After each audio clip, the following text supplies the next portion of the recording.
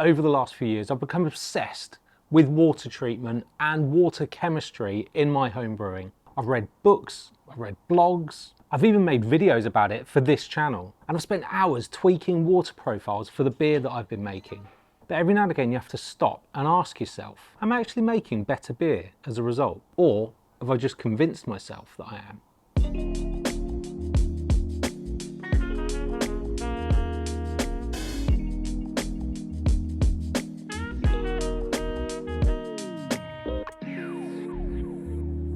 Water chemistry is probably one of the most divisive topics in homebrewing. You speak to one brewer and they'll say that water chemistry was the biggest single improvement they made in their homebrewing journey. Others will say that they use their tap water and they still achieve absolutely amazing results. But we're going to put it to the test in this video and do something that I've wanted to do for a long time but not actually got around to achieving. Now the plan for the video was pretty straightforward. I was going to brew 2 batches of exactly the same recipe using our brew school behind me, brewing on 2 Grainfather G30s. I've done this a number of times for other experiments that we've done. In fact, I've had all 4 brewing at the same time so that we can test certain bits and pieces out. Now the recipe I chose was our clone of Siren's Time Hops beer from a few years ago, where they partnered with Sierra Nevada to bring about a real kind of tribute to the original Sierra Nevada Pale Ale. It uses 5 kilos of base malt, 350 grams of Simpson's T50 Crystal, and then it's all centered around Cascade whole cone hops that get layered throughout the boil, and then a massive whirlpool of them. Fermented with a pretty standard Chico style yeast strain and no dry hopping either. I took particular care to make sure that we got exactly the same batch volumes into the fermenters, and they both came in identically for their starting gravity. They were fermented side by side in Grainfather GF30 conical fermenters,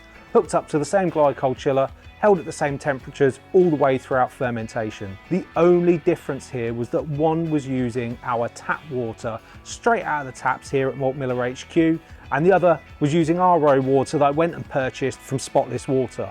So batch 1, Swindon tap water, 0 adjustments made, nothing added other than sodium metabisulfate to remove chlorine and chloramine. Batch 2, RO water or empty water that I bought directly from Spotless, and then I built the water profile back using standard brewing additions, salts, minerals to get us back to where we wanted to. Now importantly, on that batch I also did a pH adjustment using lactic acid to get it to 5.3 during the mash. Something I didn't do on the Swindon tap water version. I built a water profile that was really well suited to this, with a fairly high sulfate level versus chloride, around 200 parts per million versus around 50. And it also had 140 parts per million of calcium. Now I've brewed with treated water for quite a while now, and I'm convinced that it makes a difference to the beers that I'm making and the finish in the glass. But that's why I really wanted to try this out, because confirmation bias is a real thing. If you spend time adjusting your water profile before brew day, it's very easy to convince yourself that it's made a difference. So let's find out just what difference water can make. Now don't worry, we've lined up a group of tasters to test this beer out, which we're going to come on to, but I want to touch on a few things before we get to that. First of all, the mash. This was my first surprise, although surprise probably isn't the right term to use. Maybe actually a little bit of confirmation that what I've been doing has been making a difference. Now whilst I adjusted the pH of the beer that we were doing full water treatment to, I did test the pH on both beers. The untreated mash, the pH was well over 6. And then with all the work that I'd done before with planning and figuring out what I was going to add, which included lactic acid to the other batch, the one that included all of the water treatments, that came out around about 5.3, which was what I was targeting. And that's not massively unsurprising given that we've not adjusted anything. However, I would mention that the grist is made up with 350 grams of T50 crystal malt, which is quite a dark EBC. And it just goes to show the buffering power of our tap water here in Swindon, which is basically hard as nails. But the bit that genuinely surprised me was when we got to the end of brew day. I took 2 samples into trial jars so that I could test the gravity to make sure I'd hit spec. Basically that I'd got as close as possible with both batches to the same volume in the fermenter and the same starting gravity, which I did. But it was when I left the trial jars for 10-15 minutes whilst I was getting on with some other things, and I came back to get some footage and to take a look at them.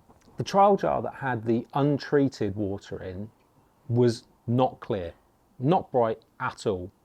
They both had the same amount of finings added to them in the boil. The batch that had the water treatment had dropped pin bright. All of the proteins had coagulated and fallen to the bottom of the trial jar, and the wort was absolutely crystal clear. It was probably in that moment that I started to think that this isn't just a simple question of does brewing water make a difference. We actually had two beers that had fundamentally different beginnings. They were mashed under completely different conditions, and the evidence was starting to show up in those trial jars by the clarity of the wort that we were seeing. It was interesting because at this point nothing had changed. You know, there was no fermentation taking place, no yeast present. It was literally just the wort at the end of the boil. Now, fermentation. I got struck with surprise number 2 here. One would expect that the batch that's had the water treatment done, that's maybe a better quality of water, would have a faster fermentation, and it didn't. Actually, it was the opposite. The fermentation of the beer that was made using our local tap water finished quicker, in fact, a fair few days quicker. Now, I'm not going to dwell on that too much because actually I think it's more about how the beer presents in the glass. But it's just an interesting side note to say that actually it did take longer for that beer to finish fermenting. And there was another interesting point that came out during this as well. The beer that was made using Swindon tap water attenuated 2 points lower than the beer that was using RO water. So again, it's kind of an interesting one and counterintuitive to what you might expect. It could be down to the water chemistry. It could just be some kind of batch variation. It could be that I got something wrong. I don't think I did, but I can't look back and say, well, did something go awry that I wasn't aware of? I don't think so, but hey, like I said, I'm not going to dwell on that too much, but it's worth pointing out. After fermentation, both beers were packaged, carbonated. There was some Brauto added to both kegs, the same amount, and then they were allowed a week or so just to condition, settle out, try and clear up and finish off in the keg so that we've got a beer that can present well to all of our tasters in our triangle test. So fairly standard format. I've got 3 glasses that we're giving to each of our tasters. They are not clear glasses. One glass has been marked on the bottom so I can identify it. That glass has had a portion of beer served into it, which is the non-treated water, our tap water. The other 2 glasses had the treated water, and then we are giving it to our tasters and we are asking them 2 simple questions. 1, can they pick the odd one out? And 2, which one do they prefer? Let's dive into it, see what they thought. Nick, in front of you, you have 3 glasses. Yep. The first thing I'd like you to do is take a sip of the 3 glasses and see if you can identify if there's an outlier. Am I allowed to know the beer style, or? You good to go? Yes or no? Yeah, well, no, what am I tasting? What a surprise guest appearance. Sean Knight from Siren managed to step in the building just at the right time for me to throw some beer under your nose. Smells nice, James. Always happy to try some beer. Yeah? Can't tell. Yeah, hang on, let me try again.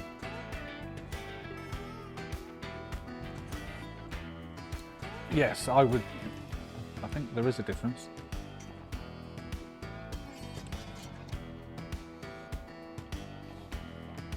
Oh, that's malty. The middle one is standing out. I'm probably completely wrong, but I felt like these had a bit more. Yeah, I feel like this one's slightly different. That tastes, by quite a margin, more fuller bodied and definitely more malty. It's got a much stronger, I hate the word malt backbone, but that's what I'm going to use because that's kind of like a descriptor of it. It's got a stronger malt backbone. I just thought the bitterness was slightly less aggressive in that one. Of course, then you revisit them. My mind's been playing games. This one tastes a little different to the other 2, but whether it's, I think there's slightly more bitterness coming from this one. These 2 are more similar. That's what I'm tasting anyway. Which one do you prefer? That's a little bit too much for me, that one. I don't think it's quite balanced quite as much as the more I drink of it, the more difficult it is, to be fair. But that was my initial testing was the maltiness of that one was more than these other 2.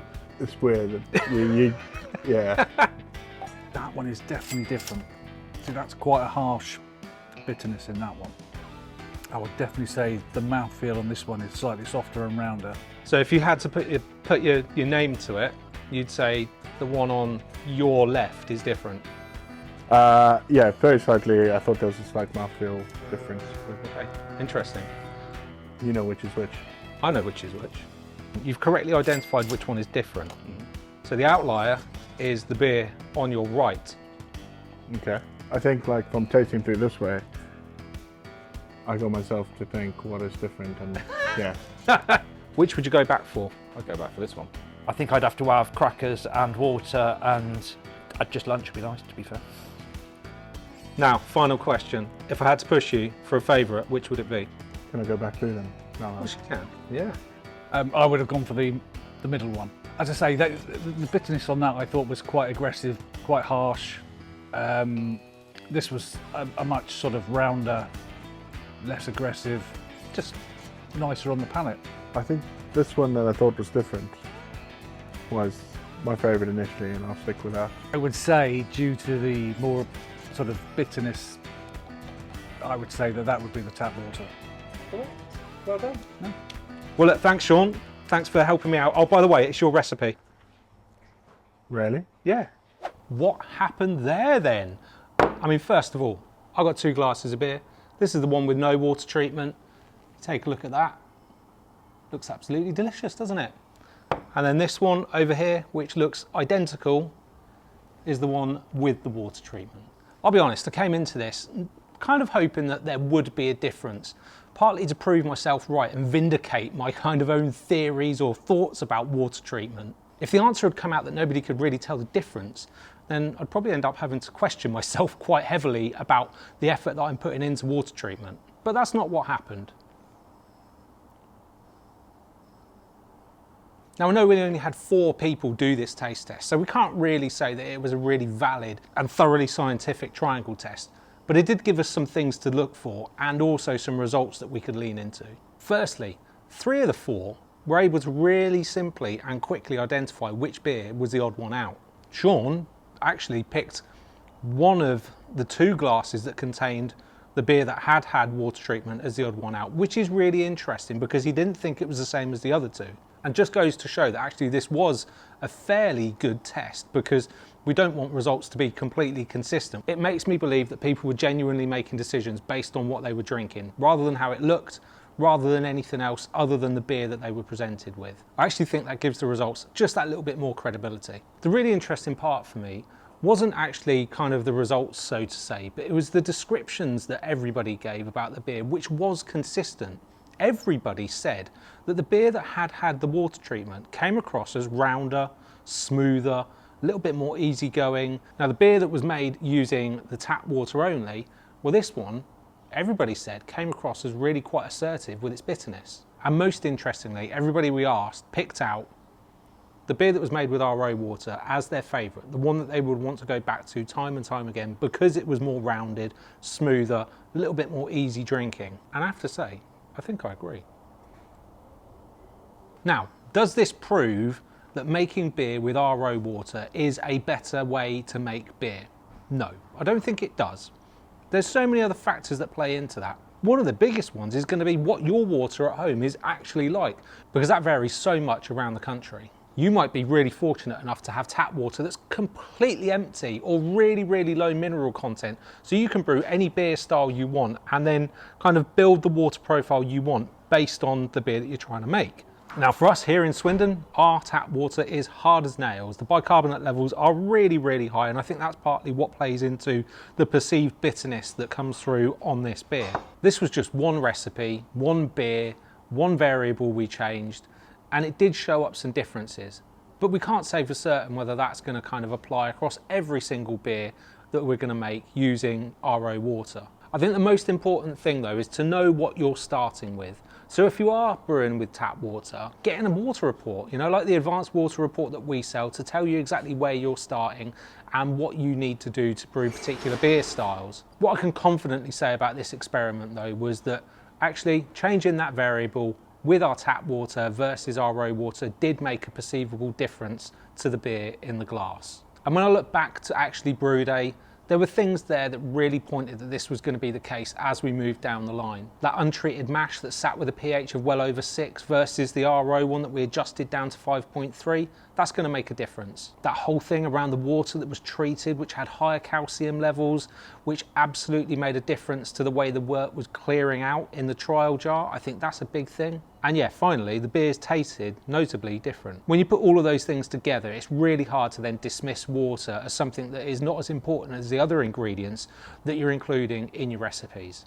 Now, I think for me, this is a big bit of personal validation, and yes, might seem a little bit selfish, but it does mean to me that I feel actually validated that when I'm making these decisions to change water profiles for different beer styles, I am doing something that's going to make a notable difference to the end product. But I think this is probably the most important point for me to finish on. If you're watching this and you've never adjusted your water before, don't take this as me saying that you have to. You absolutely don't. The key thing is knowing what water you're working with and what you're aiming for with the finished beer that you're trying to produce. People have brewed fantastic beer using tap water for years. Like I said, it really depends on the tap water you've got and the steps you take to mitigate the impact that your tap water is going to have on the finished recipe. But if you're looking for that next step, if you're looking for that thing that can help you gain those marginal incremental differences in your next batches, the thing that makes one pale ale pop out against another one, then actually maybe you should start having a look at it as well. Start simple. Start using bottled water from a supermarket. Start buying in some RO water from Spotless. Start thinking about what you're going to be doing next and what you want to finish in the glass. That's the most important thing. What do you want to impact and how do you think water can make that impact in the finished glass and the finished beer? And after brewing these two beers, like I said, I really do feel like you can notice the difference, even though they look absolutely identical. If you've enjoyed this experiment, please let me know down in the comments section below. I'd love to hear from you. If you've got questions, thoughts, or experiments you want to see us try here over at the Malt Miller on the YouTube channel, please let me know. I would love to read them. And if you've made it to the end of the video and you're not already subscribed, which I know is about 50% of you, please do hit the subscribe button down below. That really does help us out. Make sure that you give this video a thumbs up and don't forget to hit the bell for notifications so you can keep up to date with everything we're doing here at Malt Miller HQ. And you know what? The funny thing is, they're both great beers. One's definitely not ruined by using tap water, and the other, well, I could just come back to it more often, I think. That's my main takeaway from it. We'll see you same time next week, and as ever, have a great brew.